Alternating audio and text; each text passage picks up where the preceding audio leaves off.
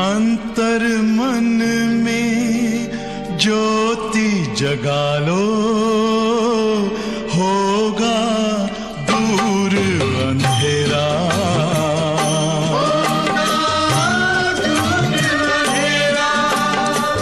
शिव का कर लो ध्यान, आ रहा पावन पुण्य सवेरा।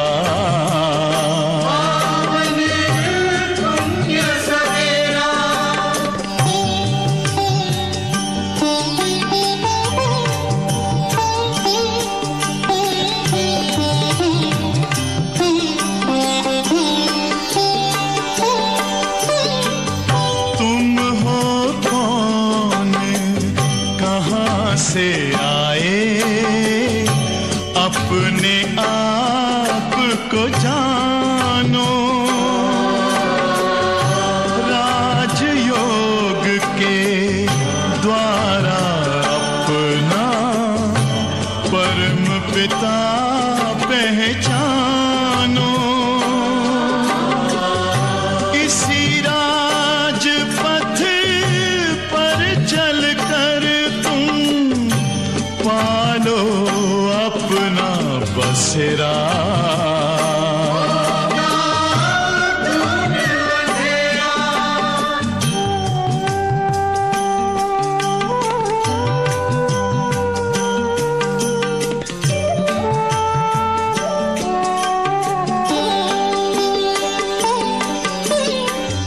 तुम हो आत्मा तन से न्यारे, परमात्मा को प्यारे।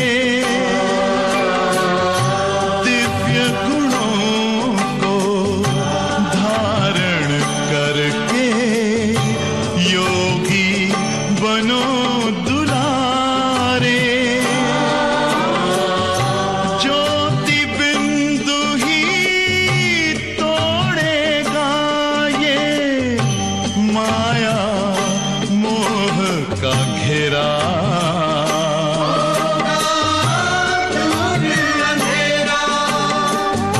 अंतर मन में ज्योति जगा लो, होगा दूर अंधेरा।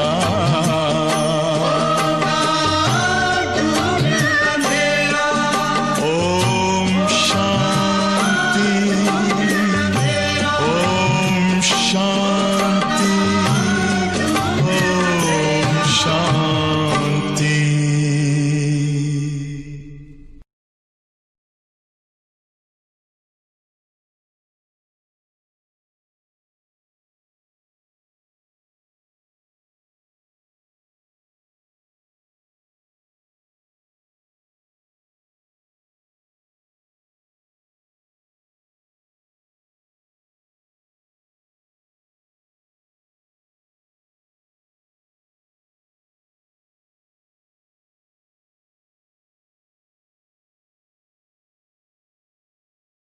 ओम शांति।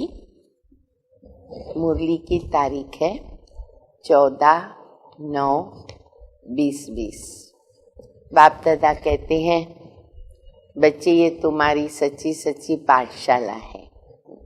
हम सभी पढ़ते हैं, बच्चे, जवान, बूढ़े, सबकी ये पाठशाला, और सबका ये लक्ष्य है हमें क्या बनना है। फिर बाबा कहते बच्चे ये सच्चा सच्चा सत्संग है। क्यों कि सत्य बाप का संग तो हम बच्चों को मिलता है। दुनिया में जो सत्संग चलते हैं वहाँ तो कोई लक्ष्य नहीं रहता, एम एंड ऑब्जेक्ट नहीं रहती है। तो सच्चा सच्चा सत्संग जो है वो भी बाबा के साथ जब हमारा मिलन होता तब ये सत्संग कहलाता है।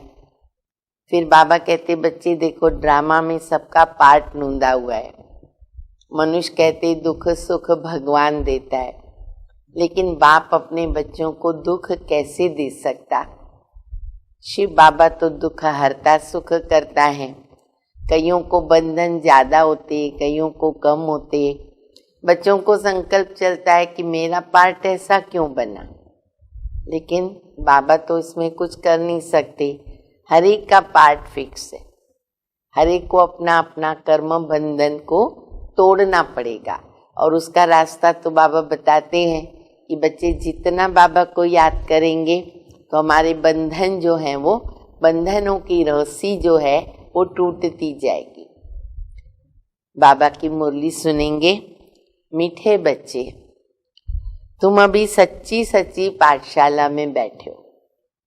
बचपन में भी हम स्कूल में गए, कॉलेज में गए, जितना भी जो पढ़ाई किया, पाठशाला में तो सभी गए जहाँ हमको जिस्मानी पढ़ाई पढ़ाई गई। लेकिन बाबा कहते ये है तुम्हारी सच्ची सच्ची पाठशाला। इसीलिए बाबा कहते बच्चे तुम हो गॉडली स्टूडेंट। पहले हम केवल स्टूडेंट्स थे, लेकिन अभी बाबा ने बनाया गॉडली स्टूडेंट। और उसमें फिर ये विशेषता है कि बच्चे जवान बूढ़े सारे स्टूडेंट्स कहलाते हैं, और वो भी गॉडली स्टूडेंट। भगवान के हम विद्यार्थी हैं, पढ़ाई पढ़ रहे, तो ये भी नशा और खुशी हम बच्चों की बढ़ाती है, तो हमेशा याद रखें। तो बाबा कहते तुम सच्ची सच्ची पाठशाला में बैठे हो। फिर ये सत्संग भी है।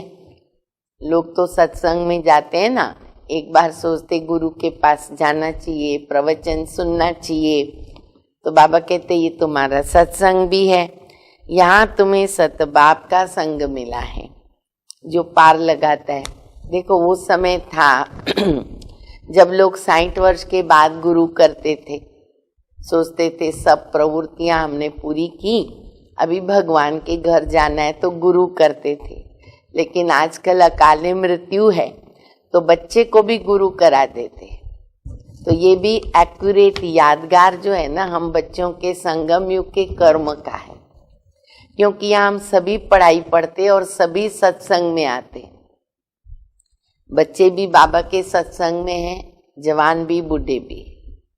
तो जो भी हम कर्म संगम पर करते हैं वो फिर भक्ति मार्ग के अंदर या दुनिया में हमारा यादगार के रूप में चलता रहता है।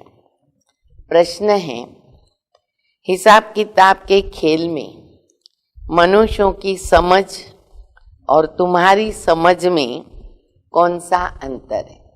बहुत अच्छा प्रश्न है, बहुत अच्छा बाबा ने रिस्पॉन्ड किया है, क्योंकि कईयों को इसके अंदर ये संकल्प चलते हैं। उसमें भी जब हिसाब किताब कड़ा होता है ना तो ज्यादा ही चलता है। तो इसीलिए बाबा ने हमको ड्रामा की नॉलेज दी है। तो बाबा पूछ रहे कि हिसाब किताब के खेल में मनुष्यों की समझ और तुम्हारी समझ में कौन सा अंतर है? उत्तर है, मनुष्य समझते हैं ये जो दुख सुख का खेल चलता है, ये दुख सुख सब परमात्मा देता है। और तुम बच्चे समझते हो कि ये हरेक के कर्मों के हिसाब का खेल है। कितना बाबा ने हम बच्चों को कर्म अकर्म विकर्म की गति समझा दी, सृष्टि के आदि मध्य अंत को समझा दिया। तो बाबा कहते तुम बच्चे समझते हो कि हर एक के अपने कर्मों का हिसाब है। दुनिया भले थोड़ा बहुत ये भी जानती है कि कर्म का फल है, पर उसके बावजूद भी भगवान को दोष दे देते, फरियाद भी करते, आरोप भी लगाते कि दुख भी तुम देता, सुख भी तुम देता। अभी अगर वो दुख देता है तो फिर उसको याद क्यों करते दुख हरने के लिए? तो बाबा कहते कि बच्चे तुम बच्चों को भी ये समझ मिली है, बाप किसी को भी दुख नहीं देता। लौकिक में भी जल्दी बाप किसको दुख नहीं दे सकता। वो तो आते हैं सुख का रास्ता बताने। बाबा कहते हैं बच्चे मैंने किसी को दुखी नहीं किया है। कैसे बाबा दुखी करेगा? बाबा तो और ही दुखों के बंधन से मुक्त करके मुक्ति का वर्षा देता है। अगर हम जीवन मुक्ति का वर्षा नहीं लेते हैं तो मुक्ति का तो मिलना ही है। ये तो तुम्हारे कर्मों का फल है, इसलिए हम कभी भी फरियाद न करें, व्यर्थता में न जाएं। कर्मों की गुह्यता को समझकर, अपने बंधनों को सोचकर, अपने हिसाब किताब को मनन चिंतन कर उससे हम कैसे मुक्त हो, वो जो बाबा ने श्रीमत दी है, अगर उस पर हम चलते रहेंगे, ऑटोमेटिकली बंधन हमारे टूट जाएंगे। गीत बजा है, इस पाप की दुनिया से कहीं और ले चल। ओम शांति। मीठे मीठे रूहानी बच्चों ने गीत सुना। किसको पुकारते हैं? इस पाप की दुनिया से कहीं और ले चल। बाप को पुकारते हैं ना, बाबा आकर इस पाप की कलयुगी दुनिया से सतयुगी पुण्य की दुनिया में ले चलो। क्योंकि गीत के आगे शब्द आते हैं कि जहाँ सुख है, चैन है, वहां लेके चलो। अभी जीवात्माएं सब कलयुगी हैं, उन्हों की बुद्धि तो ऊपर जाती है। बाबा कहते मैं जो हूं और जैसा हूं, ऐसा तो कोई मुझे जानते नहीं। ऋषि मुनि आदि भी कहते हैं हम रचयिता मालिक अर्थात बेहद के बाप और उनकी जो बेहद की रचना की आदि मध्य अंत को हम नहीं जानते। आत्मा जहाँ रहती है वो है ब्रह्म में तत्व, जहाँ सूर्य चांद नहीं होते। सूर्य चांद जो है वो इस मांडवे की रोशनी के लिए है। जैसे बाबा कहते रात होती है तो लाइट जलाई जाती है ना, बत्ती जलाई जाती है तो घर में रोशनी आती है। ऐसे सूर्य चांद जो है इस मांडवे को रोशनी देने वाले, लेकिन हमारा जो घर है वो उनसे भी पार है। न मूल वतन न सूक्ष्म वतन में, बाकी इस मांडवे में बिजलियां आदि तो सब चाहिए ना। तो इस मांडवे को बिजली मिलती है, रात को चांद सितारे और दिन में सूर्य। देखो कितनी अच्छी दुनिया बनी हुई है, एक्यूरेट बनी है। एक्चुअली बाबा ने तो बहुत डिसिप्लिन वाली कायदे वाली दुनिया स्वर्ग बना के दिया। ये तो धीरे धीरे धीरे धीरे नियमों को तोड़ते गए, तमो प्रधान बनते गए, तो ऐसी हालत हो जाती है। तो बाबा कहते हैं कि देखो रात को चांद सितारे होते रोशनी देने वाले और सुबह सूर्य। ये है बत्तियां। इन बत्तियों के होते हुए भी अंधियारा कहा जाता। वर्तमान समय जो हालत है वो ये बत्तियां तो हैं जिस्मानी रीति से, लेकिन अज्ञान का अंधियारा तो है ही। रात को तो फिर भी बत्ती जलानी पड़ती है।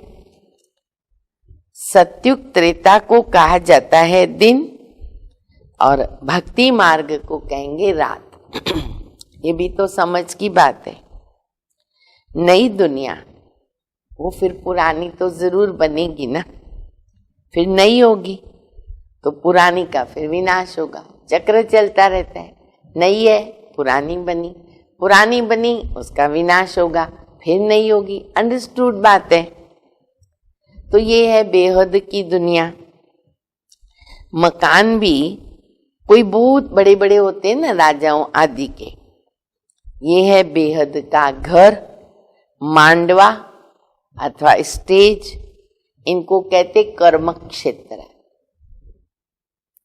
कर्म तो जरूर करना पड़ता है, सब मनुष्यों के लिए ये कर्म क्षेत्र है, क्योंकि आत्मा ने शरीर लिया और कर्म करना आरंभ हो जाता है।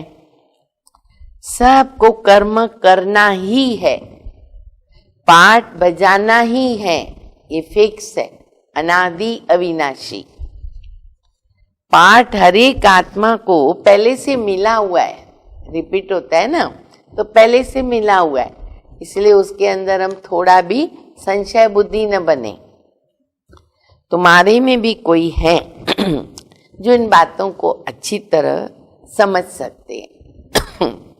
वास्तव में ये गीता पाठशाला है। बाबा के पास पढ़ाई हो रही है, हमारी गीता पाठशाला है। पाठशाला में कभी बूढ़े पढ़ते क्या? कभी कोई ऐसी पाठशाला देखी बूढ़े पढ़ने जावे? यहाँ तो बूढ़े जवान सब पढ़ते हैं। वंडरफुल स्कूल है बाबा की, वंडरफुल पाठशाला है, वंडरफुल पढ़ाई है, वंडरफुल प्राप्ति है। सब कुछ यहाँ पर वंडरफुल भी है, गुप्त भी है। वेदों की पाठशाला नहीं कहेंगे, वहां कोई भी तो एम ऑब्जेक्ट नहीं होती है। हम इतने वेद शास्त्र आदि पढ़ते, इनसे क्या बनेंगे वो भी नहीं जानते। कोई भी जो सत्संग है ना, उसमें एम ऑब्जेक्ट तो कुछ है नहीं। अब तो उनको सत्संग कहने में भी लज्जा आती है। सत्य एक बाबा है, जिसके लिए कहते संग तारे कुसंग बोरे। मुरली की कहावत नोट करेंगे, संग तारे कुसंग बोरे। हमको मिला बाबा का संग। कुसंग कलयुगी मनुष्यों का है, सत्य का संग तो एक ही है। अभी तुमको वंडर लगता है, सारे सृष्टि के आदि मध्य अंत का ज्ञान कैसे बाप देता है, तो तुमको खुशी होनी चाहिए। तुम सच्ची सच्ची पाठशाला में बैठे हो। अब ये महसूस करो, पढ़ाई पढ़ रहे हो, बैज लगाकर बैठे हो, बाबा की मुरली सुन रहे हो, फीलिंग आना चाहिए कि मैं पाठशाला में बैठा हूँ। भले आप घर में बैठे हो। आज भी देखो बाबा ने पहले से भविष्यवाणी जो की हुई है ना, वो प्रैक्टिकल में हो रही है कि बच्चे आगे चल कर के तुम घर से बाहर नहीं निकल सकेंगे। और अभी देखो घर बैठना पड़ता है। तो भले हम घर में बैठे, क्योंकि घर घर में हमने बाबा को बुला लिया, घर घर बाबा की पाठशाला बन गई, तो इसके अंदर भी कल्याण है।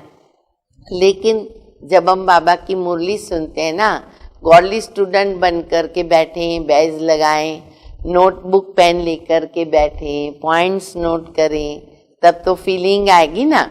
तो वो देखो कर रहे हैं या चलते फिरते अपना काम भी कर रहे हैं, मुरली भी सुन रहे हैं, तो फिर कोई पॉइंट्स मिस हो जाती हैं।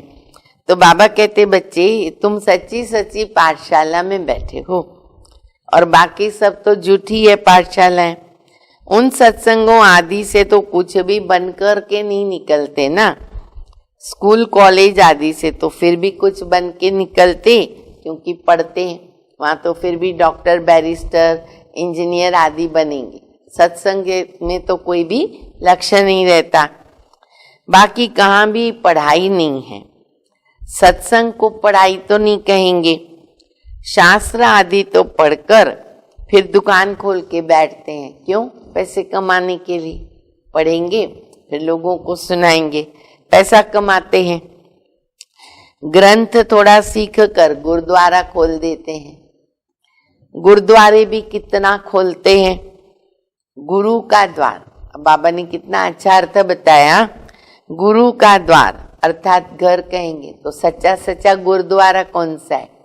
बाबा का घर सच्चा सच्चा गुरुद्वारा भी है। फाटक खुलता है तो वहां जाकर शास्त्र आदि पढ़ते हैं।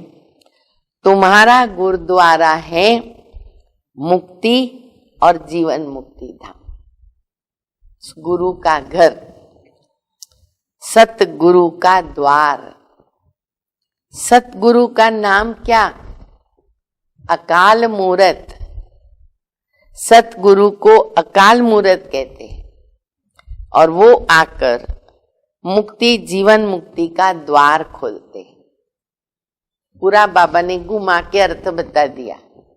शिव बाबा सतगुरु अकाल मूरत आते हैं और हमें सच्चे सच्चे गुरुद्वारे में ले जाते। गुरु का द्वार वो है मुक्ति और जीवन मुक्ति।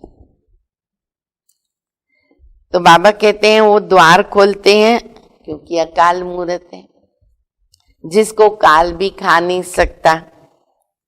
आत्मा है बिंदी, उनको भी तो काल कैसे खाएगा। इसलिए दुनिया में भी लोग कॉमन कहते कि आत्मा तो अजर अमर अनादि अविनाशी है। वह आत्मा तो शरीर छोड़ करके भाग जाती है। मनुष्य समझते थोड़ी है कि एक पुराना शरीर छोड़ जाकर वो दूसरा लेगी। अच्छा, फिर इसमें रोने की तो क्या दरकार है? कितनी नेचुरल, बाबा कहते ये प्रैक्टिस रखो। अगर आत्मा ने शरीर छोड़ दिया, वो जाके दूसरे शरीर में प्रवेश करती है, पार्ट उसका चेंज हो गया, रोने की कोई बात ही नहीं है। ये तुम जानते हो कि ड्रामा अनादि बना हुआ है, हर एक को पार्ट बजाना है। बाप ने समझाया है कि सतयुग में है नष्टो मोह, नेचुरल नष्टो मोह। मोह जीत की भी कहानी है, पंडित लोग सुनाते हैं और माताएं भी सुन सुन कर फिर ग्रंथ रख के बैठ जाती है सुनाने के लिए। तो बहुत मनुष्य जाकर के सुनते हैं, तो इनको कहेंगे कर्ण रस। जो शास्त्र बने हुए हैं उसको पढ़ के सुनाना या सुनना और कांध हिलाना, तो बाबा कहते ये सब भक्ति मार्ग के कर्ण रस है, आनंद आता है थोड़े समय के लिए। ड्रामा प्लान अनुसार मनुष्य तो कहेंगे हमारा दोष ही क्या है। बाप कहते हैं तुम हमको बुलाते हो ना कि दुख की दुनिया से हमें कहीं और ले चल, तो अभी मैं आया हूं तो मेरा सुनना चाहिए ना। कितना प्यार से बाबा बता रहे, तुमने मुझे बुलाया, मैं आया, तो अभी मेरा सुनो। बाप बच्चों को बैठ करके समझाते हैं, अच्छी मत मिलती है तो लेनी चाहिए, तुम्हारा भी कोई दोष नहीं, ये भी तो ड्रामा था। रावण राज्य का खेल बना हुआ है, नाटक है, खेल है। खेल में कोई हार जाते तो उनका दोष थोड़ी है, किसी को तो हारना ही है ना। तो बाबा कहते बच्चे तुम्हारा भी दोष नहीं है। हाँ, रावण राज्य आया, तुम नीचे गिरे, तुम प्रधान बने, अब मैं आया हूं। जीत और हार तो होती है, अब इसमें लड़ाई की तो कोई बात ही नहीं है। तुमको बादशाही थी, ये भी आगे तुमको तो मालूम नहीं था, अभी तुम समझते हो। और जो सर्विसेबल हैं, जिनका नाम बाला है, दिल्ली में सबसे नामी ग्रामी समझाने वाला कौन है?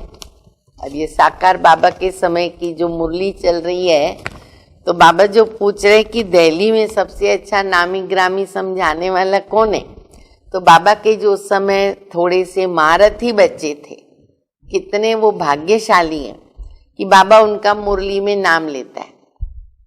जैसे अपनी आदरणीय नलिनी दीदी जी को भी बाबा याद करते, तभी बाबा दिल्ली की बात बता रहे। तो दिल्ली में बाबा ने किसको याद किया होगा, गेस करो, क्योंकि अभी तो बहुत बरसों से कई बच्चे जो व्यक्ति का बाबा ने पहले नाम लिया उसको जानते नहीं है, परंतु उसका यादगार बहुत अच्छा बना हुआ है। वो कौन सा यादगार है? सारा लिटरेचर पूरा।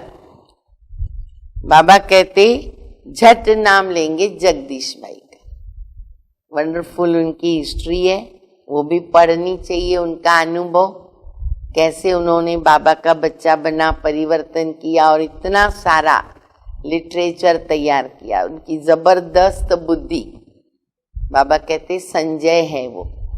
तो बाबा कहते हैं दूसरे भी भाई को बाबा ने याद किया जो प्रेजेंट टाइम हैं अपने मुख्यालय के मुख्य। तुम्हारे लिए मैगजीन भी निकालते हैं, उनमें सब कुछ आ जाता है। पहले सिर्फ हिंदी मैगजीन थी, फिर इंग्लिश बनी, अभी तो देखो हर भाषा की मैगजीन भी बन गई, पेपर भी कितने निकलते हैं, अनेक प्रकार की पॉइंट्स लिखते हैं बच्चे जो महारथी हैं, होशियार हैं। ब्रिजमोहन भी लिखते हैं। अब ब्रिजमोहन भाई जो दिल्ली में ज्यादा रहते थे, अब ज्यादा मधुबन में रहते हैं, दोनों तरफ थोड़ा थोड़ा आना जाना रहता है, उनका प्यूरिटी पेपर निकलता है। तो बाबा कहते हैं ऐसे जो मेरे महारथी बच्चे हैं जिनकी बुद्धि तेज है, वो ऐसी सी सेवाएं बाबा की करते रहते हैं। लिखना कोई मासी का घर थोड़ी है। जरूर विचार सागर मंथन करते, अच्छी सर्विस करते। पहले तो मंथन करेंगे तब तो लिख पाएंगे ना। तो बाबा देखो उनको याद करते। कितने लोग पढ़कर खुश होते हैं। बच्चों को भी रिफ्रेशमेंट मिलती, नए नए टॉपिक्स होते हैं, मार्गदर्शन मिलता है। कोई कोई प्रदर्शनी में बहुत माथा मारते हैं, कोई कोई कर्म बंधन में फंसे हुए हैं, इसलिए इतना उठा नहीं सकते। ये भी कहेंगे ड्रामा, बच्चों में नंबर वार है। कोई बाबा कहते बहुत अच्छा उठाते, कोई अच्छा समझा सकते, कोई कम समझा सकते, कोई खुद कम समझते। हर एक का पार्ट है।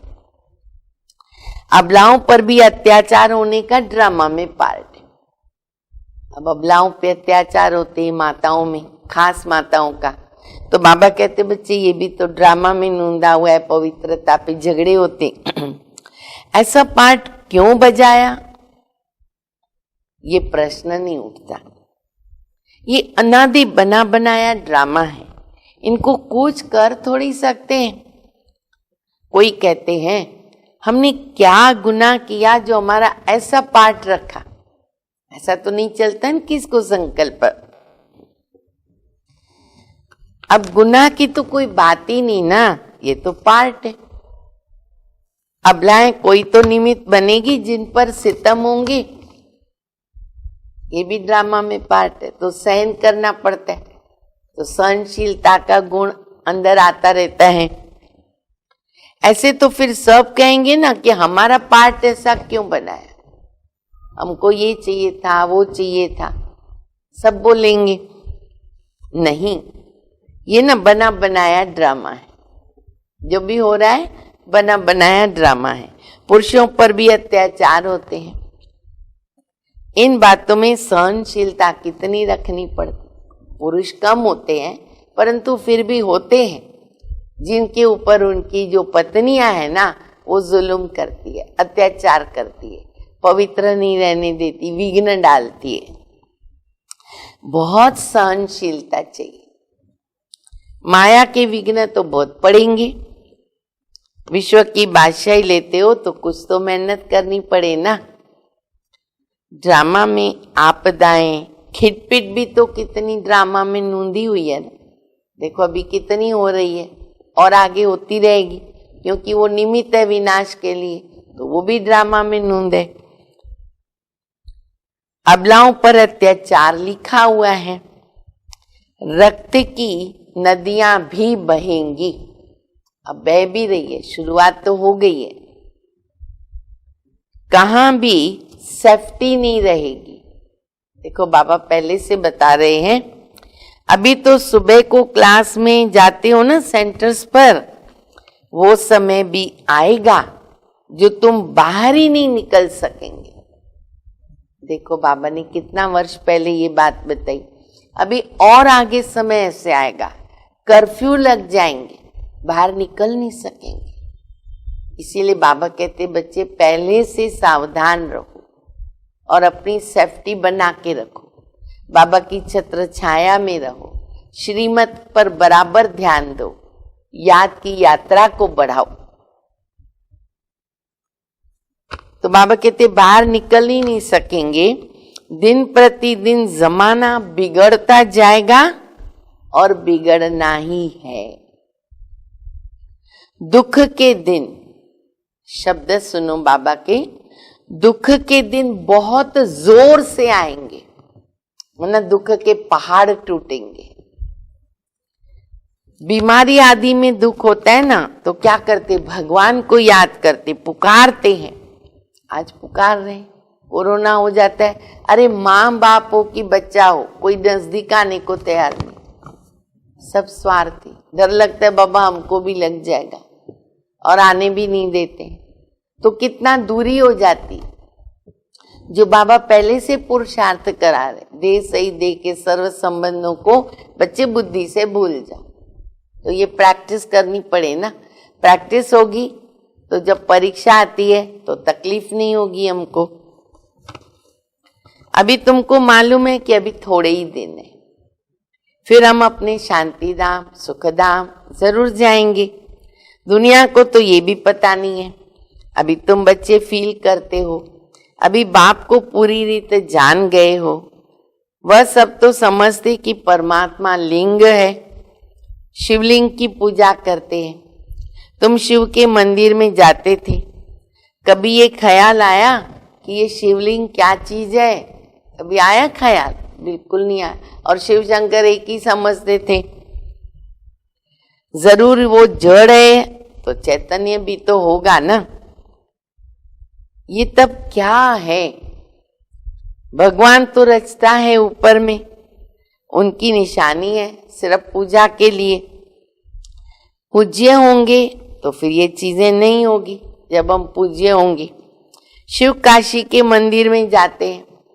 अब किसको पता थोड़ी है कि भगवान निराकार है, हम भी उनके बच्चे हैं। बाप के बच्चे होकर हम दुखी क्यों हैं? विचार करने की बात है ना, सोच ही नहीं चलता। आत्मा कहती है हम परमात्मा की संतान हैं, तो फिर हम दुखी क्यों हैं? ये भी प्रश्न करो सेवा के लिए। बाप तो सुख देने वाला है, बुलाते भी है ना कि हे भगवान हमारे दुख मिटाओ। अब वो कैसे मिटावे? दुख सुख अपने कर्मों का हिसाब, ये हमें समझना बहुत जरूरी है। दुख सुख हमारे कर्मों का हिसाब है, हमें ही उसे मिटाना होगा। हमें ही पुण्य कर्म करके अपना भविष्य बनाना होगा। मनुष्य समझते हैं सुख का एवजा सुख, दुख का एवजा दुख परमात्मा देता है, उन पर ही रख देते हैं। बाबा कहते हैं मैं कभी दुख नहीं देता हूं। हम दुख देंगे तो भगवान तुमको दुख देगा, हम सुख देंगे तो भगवान तुमको सुख देगा। बाबा कहते मैं इस चक्कर में पड़ता ही नहीं हूं। ये ड्रामा में नूंदा हुआ है, नियम चलता रहता है, कायदा चलता रहता है। अच्छे कर्म करो अच्छा फल, बुरे कर्म करो बुरा फल, मिलना ही है। बाबा कहते मैं तो कभी किसको दुख नहीं देता, मैं तो आधा कल्प के लिए सुख ही दे करके जाता हूं। ये फिर सुख और दुख का खेल है। सिर्फ सुख का ही खेल होता ना, फिर तो ये भक्ति आदि कुछ भी ना हो। भगवान से मिलने के लिए ये भक्ति करते हैं। अभी बाबा सारा बैठ के समाचार सुनाते हैं। बाबा कहते बच्चे तुम कितने भाग्यशाली हो, भाई नशा आता है चढ़ रहा है, गर्व करो, कितने भाग्यशाली हो। ऋषि मुनि आदि को का कितना नाम है, लेकिन हम कौन है? राज ऋषि। वो हठ योगी, हठ ऋषि, हठ योगी ऋषि। ऋषि माना पवित्र। तुम स्वर्ग के राजा बनते हो तो पवित्र तो बनना पड़े। सतयुग त्रेता में जिनका राज्य था उनका फिर होगा, बाकी सब पीछे आएंगे। तुम अभी कहते हो हम श्रीमत पर अपना राज्य स्थापन कर रहे। पुरानी दुनिया का विनाश होने में भी थोड़ा समय लगता है ना। सतयुग आना है और कलयुग जाना है। कितनी बड़ी दुनिया है, एक एक शहर मनुष्यों से कितना भरा पड़ा। देखो रास्ते में जाओ लोग ही लोग मिलते। धनवान आदमी दुनिया का चक्कर लगाते, पैसा है तो, परंतु यहाँ सारी दुनिया को कोई देख न सके। हाँ सतयुग में देख सकेंगे। छोटा सा भारत बाबा कहते हैं एक गांव के समान, सतयुग में देख सकेंगे। क्योंकि सतयुग में एक ही राज्य, इतने थोड़े राजाएं होंगे। और यहाँ देखो कितनी बड़ी दुनिया, इतनी बड़ी दुनिया का चक्कर कौन लगावे। वहां तुमको समुद्र में जाने का नहीं है। वहां तो ये सिलोन वर्मा आदि कुछ भी नहीं होगा सतयुग में, नहीं कुछ भी नहीं। कराची भी नहीं होगा, जहां बाबा ने स्थापना की संस्था की, वो भी नहीं होगा। मुंबई में बैठे, मुंबई भी नहीं होगा। तुम सब कहाँ रहेंगे? मीठी नदियों के किनारे।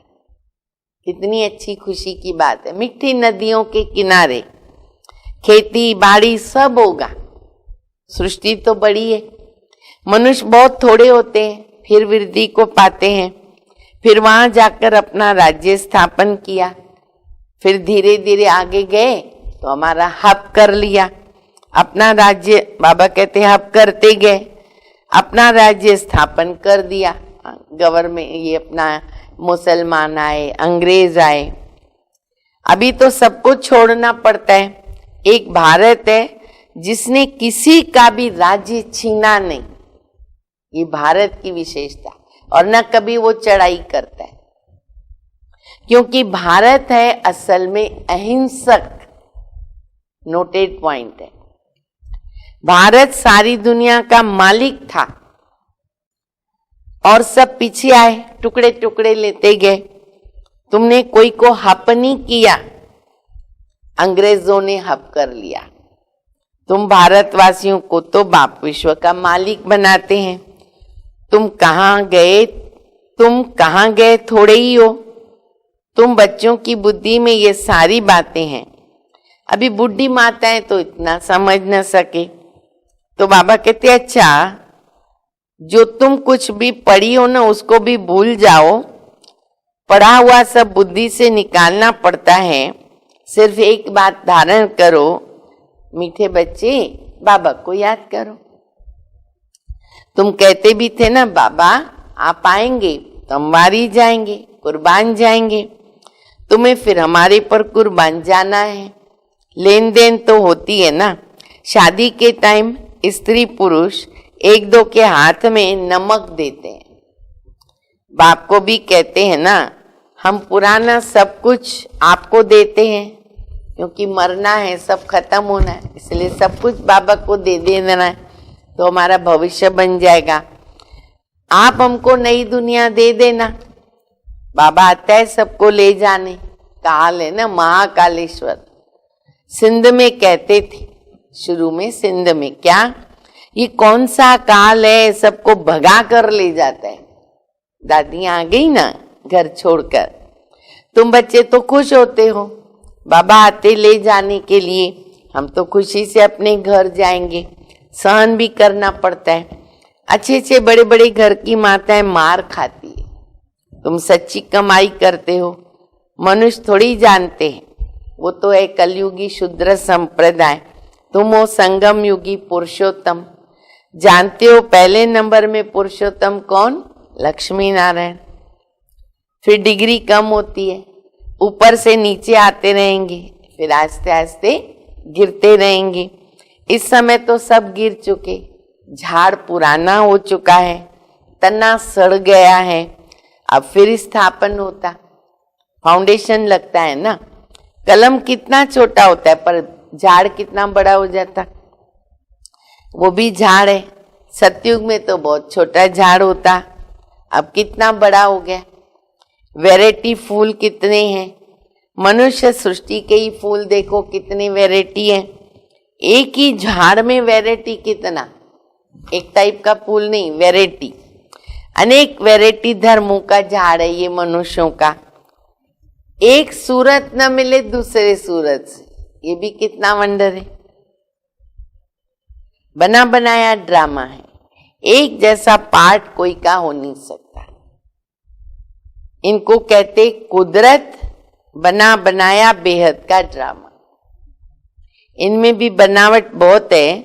जो चीज रियल होती है वो खत्म भी होती है, फिर 5000 वर्ष के बाद रियलिटी में आ जाएंगे। चित्र आदि भी कितने रियल बने चित्र आदि भी कोई रियल बने हुए थोड़े ही हैं। अरे ब्रह्मा की भी शक्ल फिर 5000 वर्ष के बाद ही तुम देखोगे। जो जैसा है वो वैसा 5000 वर्ष के बाद रिपीट होगा। इस ड्रामा के राज को समझने के लिए बुद्धि बड़ी विशाल चाहिए। और कुछ न समझो तो सिर्फ एक बात बुद्धि में रखो, मेरा तो एक शिव बाबा, दूसरा न कोई, बेड़ा पार हो जाएगा। ये आत्मा ने कहा कि बाबा हम आपको याद करेंगे। अब ये तो सहज है ना, हाथों से कर्म करते रहो और बुद्धि से बाबा को याद करते रहो। जो बाबा कहावत कहते हैं, कार डे दिल यार डे।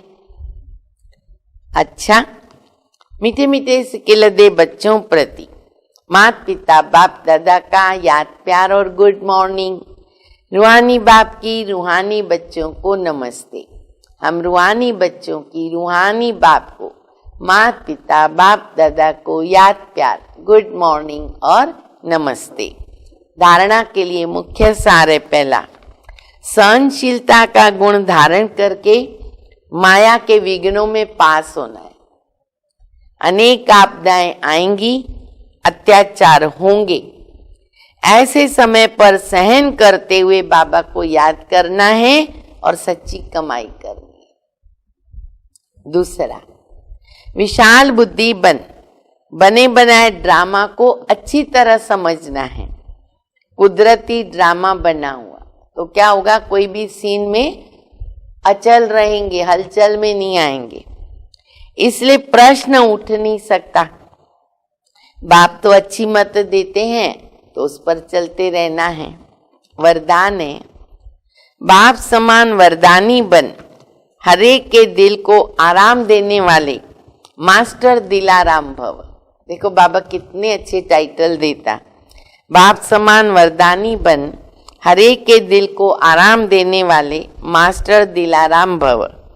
जो बाप समान वरदानी मूर्त बच्चे हैं वह कभी किसी की कमजोरी को नहीं देखते, वह सबके ऊपर रहम दिल होते हैं। जैसे बाप किसी की कमजोरियां दिल पर नहीं रखते, ऐसे वरदानी बच्चे भी किसी की कमजोरियां दिल में धारण नहीं करते।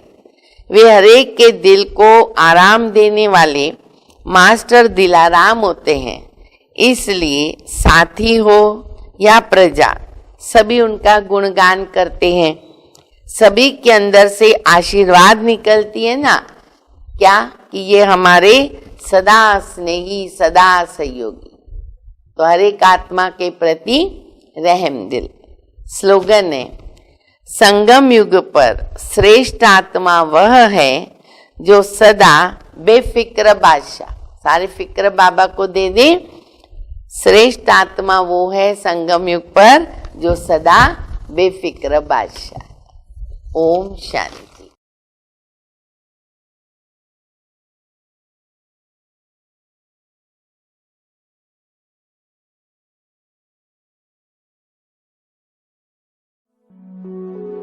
कर लो अनुभव प्रभु प्यार का, बाहों में वो बुला रहा, वो करुणा कर दया का सागर, स्नेह में सबको समा रहा।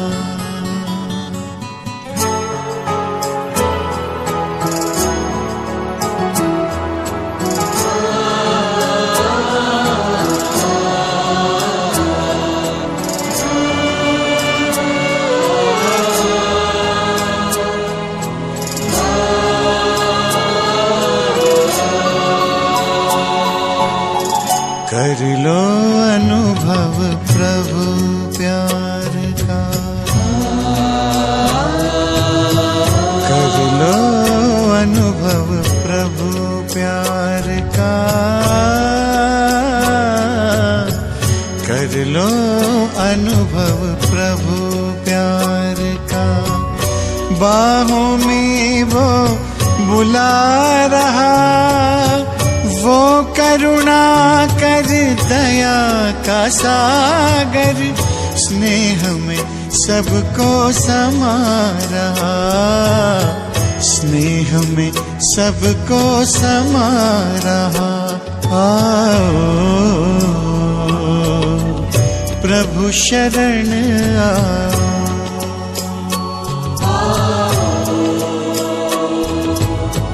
प्रभु शरण कर लो अनुभव प्रभु प्यार का।